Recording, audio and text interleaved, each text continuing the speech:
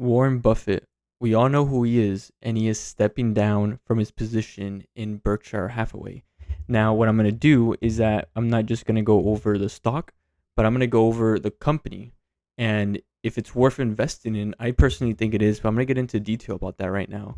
And for those of you that aren't aware, Berkshire Hathaway is a diverse holdings company that owns and operates a wide range of businesses, right? And within Berkshire Hathaway, you have quite a bit of different stocks within the company. But I want to go over the top five, just because the top five make up over 5% each. Personally, each of them, 5% of the overall portfolio holdings. So I'm gonna go over Apple, American Express, Bank of America, Coca Cola, and Chevron Corp. And we're gonna see if these top five companies, how good are they? We're gonna do some basic research on them, and then of course their financials and their if they have any dividends or not. Basically to see how well they are, and if that backs up, you know, Berkshire Hathaway (BRKB) to be specific, if it's worth investing in or not, because it is down quite a bit. There is a times two leverage ETF for this, but it's currently down, or it was down at one point just over 7%, but now it's down just over 5%. And is it worth buying right now, understanding that this company has an amazing record of just consistently going up, and every dip is an amazing it's just amazing buying opportunity, not massive gains in the short term, but great to have share to own. So we're gonna go over these companies real quick using Seeking Alpha, and we're just gonna do some basic research on them because they, we want to see what's up, right? So Apple, over the long haul, it tends to go up quite a bit, and it is down quite a bit this year. We're all expecting Apple to recover as well. Amazing a company, and no way they're going out anytime soon. But when it comes to their earnings, right, we know that their earnings are fluctuative, but they are expected to grow over time, steadily, averaging higher over time.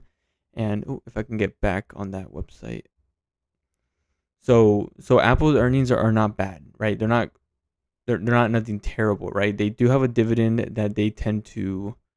Do they not have one? They should. It's right here. We're gonna look at the dividend growth over time, right? The dividend growth, it's constantly growing over time. No weakness really. Their dividend history, no weakness in this either. It's very steady as well. So just basically looking at their earnings and their dividends and the share price, not bad, right? It looks like a pretty good long-term investment. American Express, so AXP on Seeking Alpha. I should have kept the website up.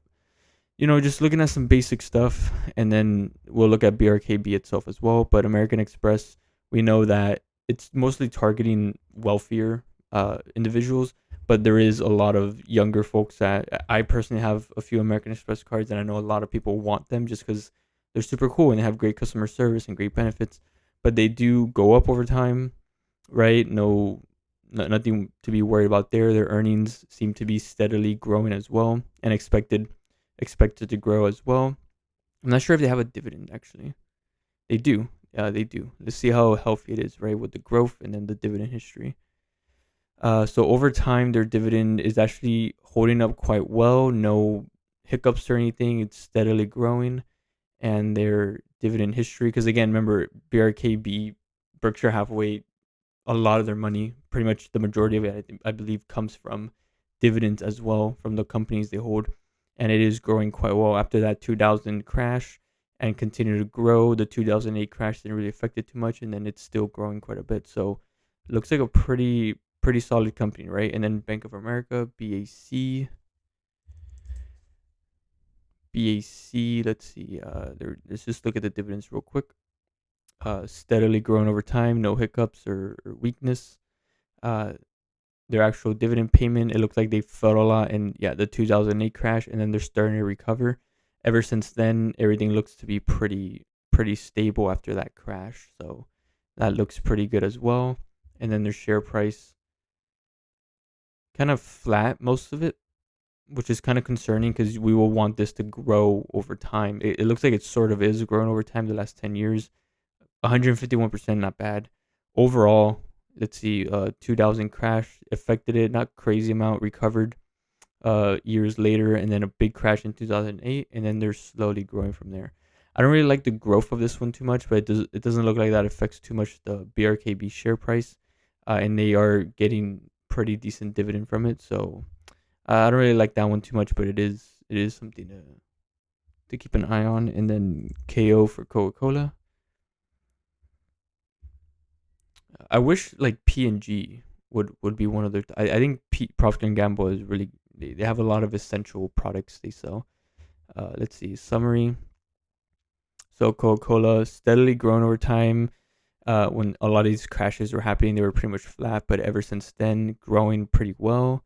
And then their earnings. Did I not look at BAC earnings? I mean, I go back to that in a moment. Their earnings expected to mostly stay flat, but it looks like their lowest point is. It looks like they're expected to grow a little bit, but not too much. That's okay because we are looking at sort of the bigger picture, right? So, so the earnings aren't anything spectacular, but they are holding well, and there doesn't seem to be any weakness in that. So, and then their dividends as well. Again, BRKB makes a lot of money through dividends. It's holding up quite well. No weakness or hiccups or anything. And then their actual history, super solid. It's consistently growing and seems like it's going to keep growing as well. So pretty good on that. I just want to look at the earnings for Bank of America real quick. Oh, look at that. This makes up for the share price in some way. They're expected to grow up or grow quite a bit and continue to grow. They've been holding pretty well on that. So actually, that kind of makes up for it, in my opinion. That looks pretty good. And then the last one we're going to look at is CVX. So again, just some basic, just super basic research on these companies based on their history. Summary. All right, they're growing pretty well. They're kind of flattening out a bit here. I remember what was going on in that time, but it came up from it. Now they're holding up there pretty well. Nothing spectacular, like too crazy of a growth kind of thing, but let's see.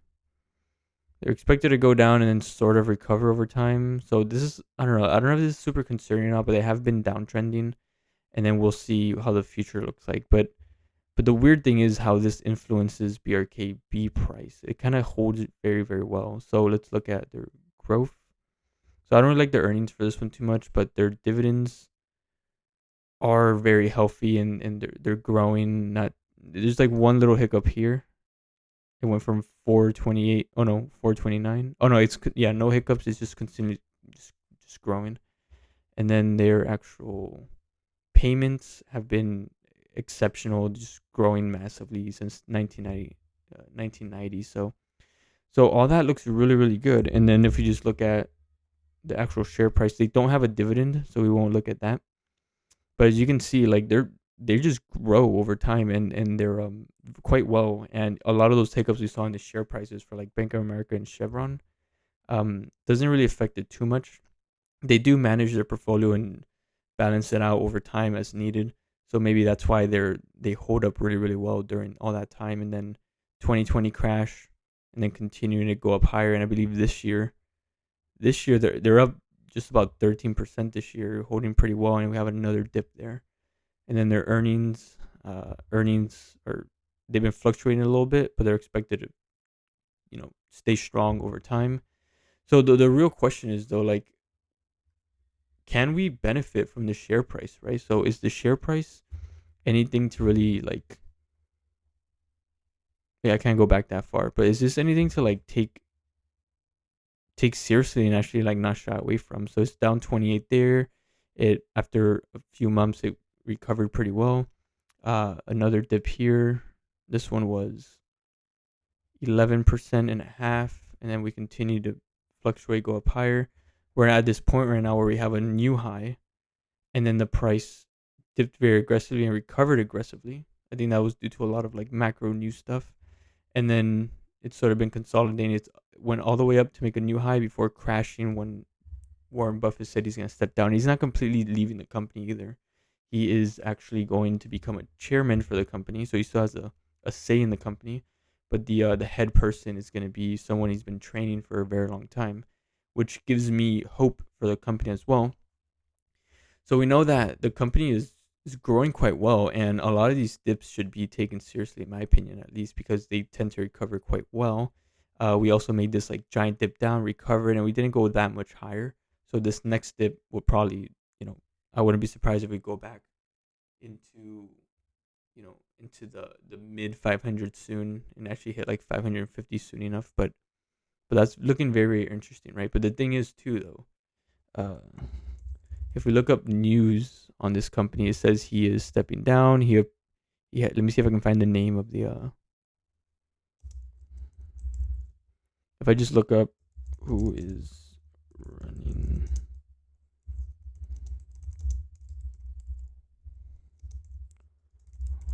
When he leaves. So he's going to be passing it on to appointed Abel as president and CEO starting January 1st, 2026, while Buffett will remain chairman of the board. So this man right here, this gentleman Abel, he is quite intelligent. He's been under Warren Buffett's wing for a very long time, and he's expected to run the company the same way and reallocate stocks within the company, their assets, just the same as Warren Buffett as well. So even though Warren is stepping down, this guy he really understands the company and how Warren runs it. He's been there long enough. If you guys can do research on him yourself if you haven't already, but he's gonna run everything the same.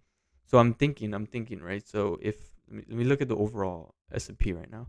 So the S&P is trying to recover from this massive rally after the big dip. So it's starting to recover. We still have, probably come down, maybe hit the 120 moving average, break below a little bit before pumping up higher. So the S&P still has a lot of room to run. So I wouldn't shy away from the dip in let me see if I can find it right here. The dip in BRKB stock. This dip, and if especially if you partner this stock with like an S&P 500 index, I think that's an amazing way to maybe create a little bit of a new portfolio or like a core position for the rest of the year. And forward, I think this will be a really, really good investment as well, because we know that even during terrible times like this year with all the tariff stuff, even with all the tariff news this year, like look, like here's the start of 2025, and then the stock just runs up, unlike the S&P that fell. So this company is very well set off to like weather storms very, very well. Especially, I think especially now since the S&P is down a decent amount, partnering this like like complementing this stock with the S&P will probably be a really, really good deal, because then we can benefit from more upside as Berkshire Hathaway recovers from this news that Warren Buffett is leaving, which again the underlying company will the stock has to reflect the value of it again, right? So like just because he's leaving doesn't mean the stock's gonna fall, but it may be a great idea to accumulate this stock, and I'm probably gonna be buying some of this soon and maybe partnering it with S&P 500 with like VOO or SPY or something like that, because it is down quite a bit, and then plus this stock just being, we can easily see 6% to make a new high, and then 560 wouldn't be that much higher, and that's like 10% there. Like this is a very, very attractive stock, just historically speaking, and looking at their portfolio and their management. It's just everything is just super, super solid. So like I'm very tempted by the stock, and if I do, sometime this week, I will be updating the Discord on it and what my actual share quantity is as well. But yeah, hopefully you guys enjoyed this video. If you guys haven't really paid attention to Berkshire Hathaway, like maybe this video will let you guys, give you guys a spark to kind of do some more research on it and see if it's a good investment for you guys, depending on your time horizon as well. But I'm gonna be keeping an eye on this, and we'll see what happens. Yeah. So I'll catch you guys in the next one, and hopefully you enjoyed.